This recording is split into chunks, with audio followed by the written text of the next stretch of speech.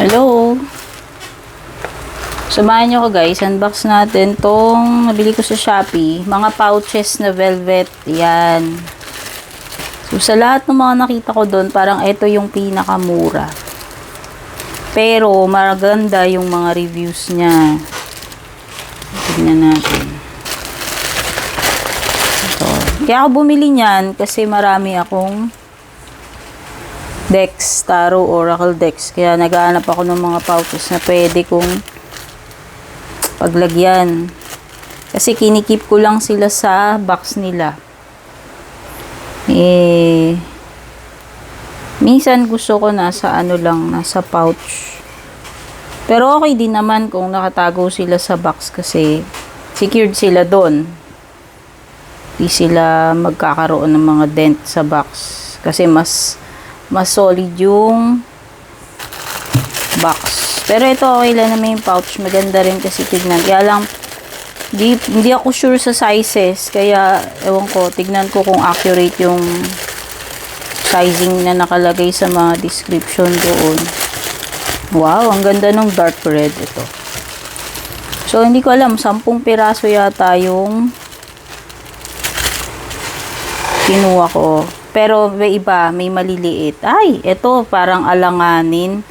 Kaya ako nag-try nung maliit kasi meron akong mga mini decks. Pero parang wala ka pala masyadong malagay dito. So, pwede siguro to rosary. Rosary or alahas. Tingnan natin. May rosary ako dito. Oo, very tiny pala to. Ito yung pinakamaliit nila. Experiment lang naman. Hindi alam ko 7 pesos lang to eh. Ayan siya. In fairness, mukhang okay naman yung tahi niya. Masyadong maliit ito. Pwede mong paglagyan siguro ng earphones o depende. Ayan siya. Kunin natin yung sukat.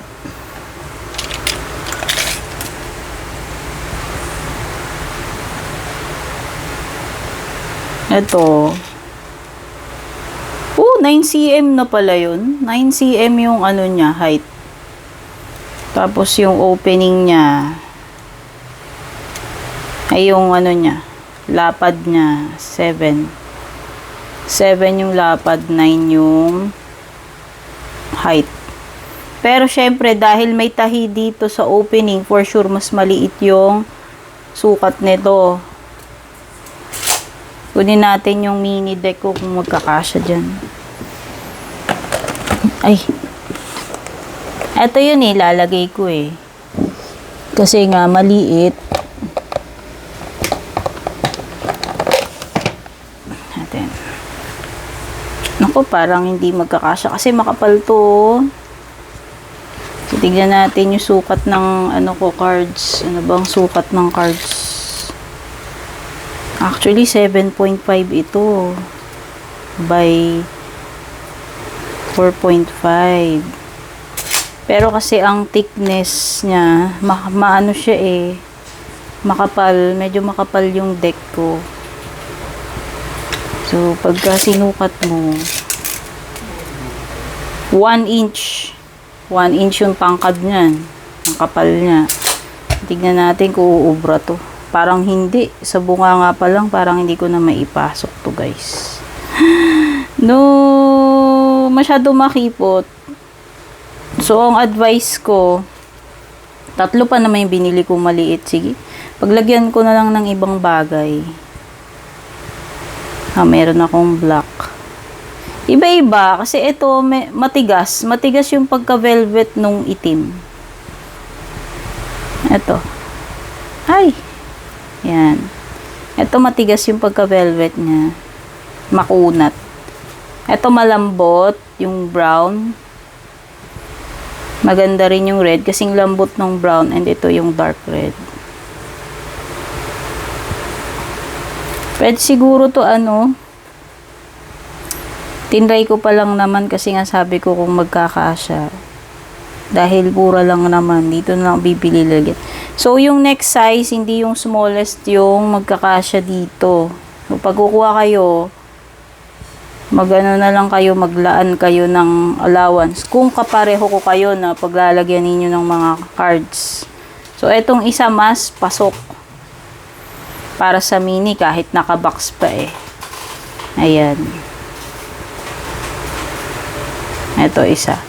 Yung isa ubra. So, tignan natin, ano ba yung size? Nakalimutan ko, hindi ko na ilagay ko na lang sa comments or description guys kung curious kayo ano yung mga sizes nito. Pero ito, nagkasya dito sa susunod na size. Ito ay 10 cm. 10 cm yung lapad, 4 inches. Tapos yung tangkad niya,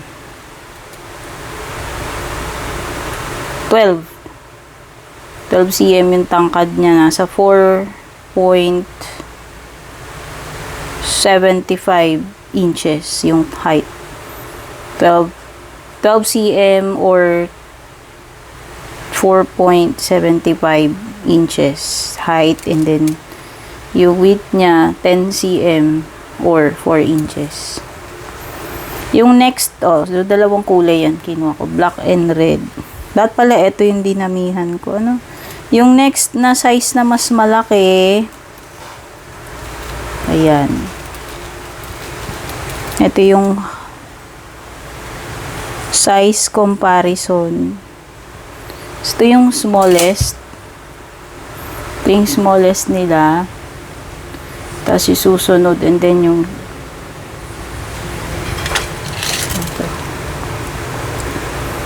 ito 12 yung yung pinakamalaki.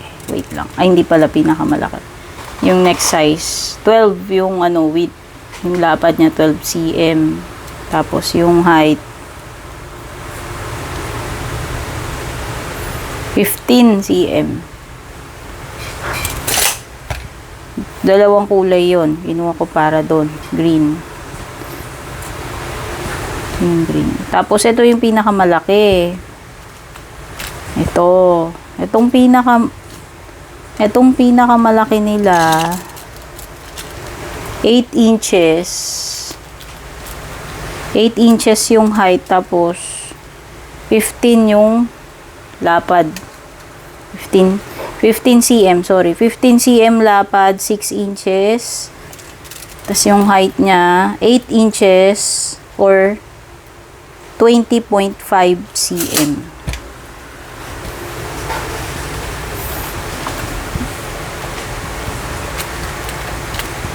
So, failed yung maliliit ko. Hindi sila Pwede naman paglagyan ng ibang bagay. Ito, kuha lang ako ng regular na Ito. Meron ako regular size deck. Tingin ko ito kakasya. So, kunin muna natin ilan yung kapal para may idea tayo. So, mga almost 3 cm yung kapal nitong deck ko. Mahigit 1 inch. Lagay natin dito sa next size. Ito kasya. Pag ganito kasya. Yun nga lang, yung height niya, almost ayan ayan yung tahi almost dikit na siya doon sa tahi. Hindi mo siya ma-close. Kung may close mo man, masyadong tight para dito. Okay. Pero pwedeng ipilit, kasya pa rin. Medyo nakukulangan lang ako sa height kasi ayaw ko nang nade-deform yung baraha ko. So, ito, pwede na rin sa standard, pilit, pinilit. Ito yung pinakamalaki, gamitin natin. Ito yung loob niya. Ganyan. Actually, maaaninag nyo yung manipis lang to. Pero hindi naman ako nagsilan kasi nga paglalagyan ko lang naman ng deck. Ito yung Eto, roomy. Sobra naman, ano na to, tangkad. Pero, hindi, ulo ng deck mo, yung itaas, hindi sumasayad. Kuha tayo Oracle deck na pwedeng magkasya dyan. Ito. Gamitin natin to. Standard hay house na Oracle deck. I'm sure yung mga deck owners na kagaya ko, naghahanap din kayo nalagyan. Kaya lang hindi ko alam kung nag-spend kayo ng mahal. Ako ayoko eh. Ayoko mag-spend na mahal kasi katwirang ko lalagyan ko lang naman ng deck yun. Pwede ko rin naman silang ilagay sa box. Pag gusto ko lang na ilagay sa ano. So, itong hay house deck ko, kasi nga, yung deck pa lang, mahal na. Ito, mga less than 1 inch, mga 2.5 cm, yung kapal niya. So, pag ilalagay natin dito sa pinakamalaki, ay, ito, ubra siya. Ubra sa ubra, ayan, ubra siya sa Oracle deck. Dami pang room para sa height. At pagka ginanon mo, nga lang may karag-karag siya dun sa loob. Pwede. Kasi ito, yung next smaller na size mo ang hindi nauubra kasi nga ayan, dito pa lang makikita mo na eh. Ito, hindi mo to mako-close. May sisilid mo dito sa smaller, may sisilid mo siya pero nakanganga. Eh, ang idea mo nga ilagay sa pouch eh. Ayan. So, ito pwede to sa standard na ganito, tarot deck. Pero para dito sa Oracle deck, alanganin siya.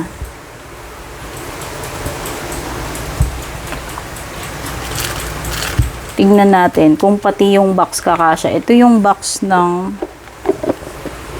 Oracle deck natin. Uy, kasya. Pwede mo i-keep yung entire deck na nakalagay yung box dito sa pouch na to. So, ito maganda.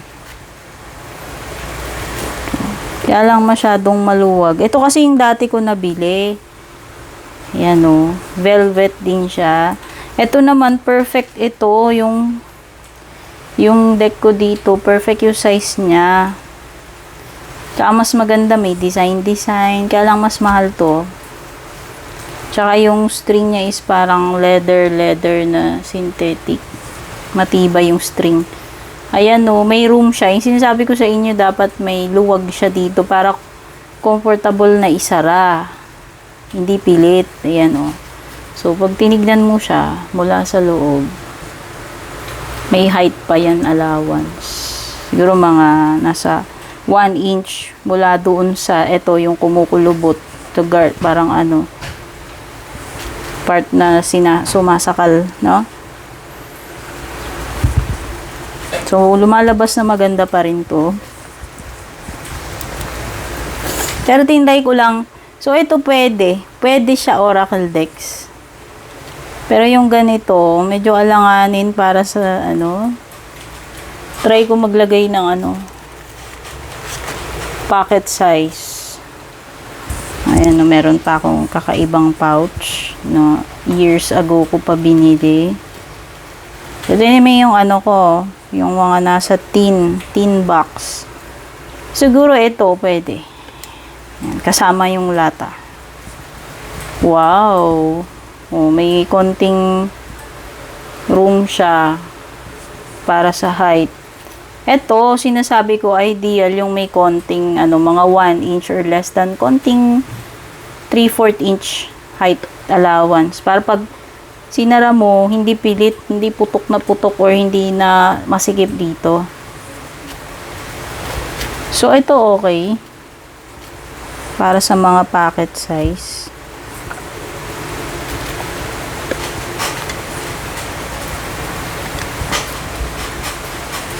Ito pa nga yan dati, may wood pa yan. Nasira na eh, kasi 2012 ko pa yata binili yan. Sobrang luma, 2011, 2012, mga ganun. Tibay naman. Ito rin, actually, 2020 ko to binili. Okay pa rin siya. Although, yun na nga, kasi pag velvet, expectin nyo nakakapitan talaga ng ano yan.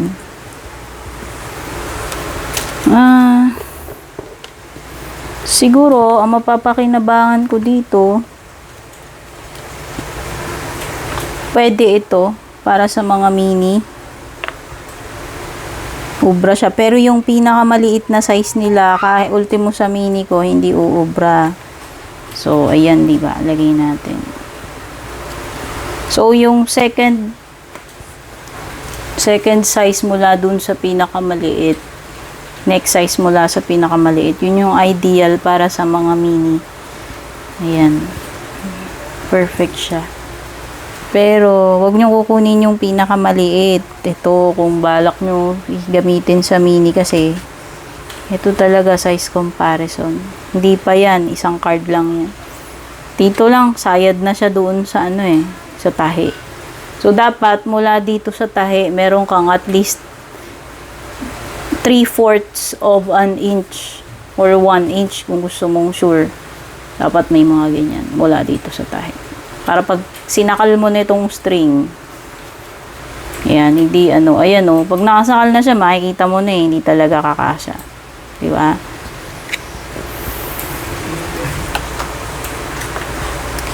So, ayan. Ewan ko kung may ibang deck pa ako na pwede. Wala na, yun lang na may mga size ng deck.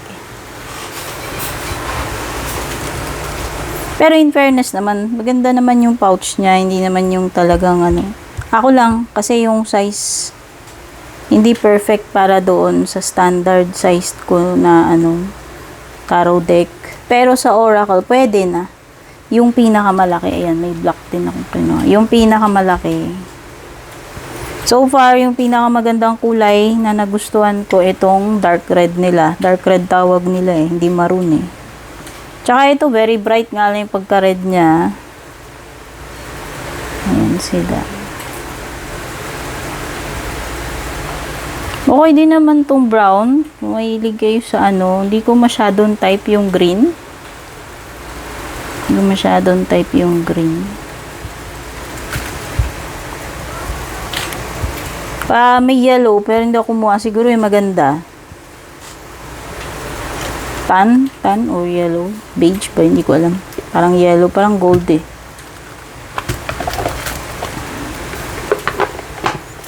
Ayan. So, nagkasya yung mini ko doon sa mas mataas, mas malaki kesa doon sa pinakamaliit na pouch. Doon nagkasya. Ayan. Thank you guys sa panonood. Kita-kits sa next na natin video.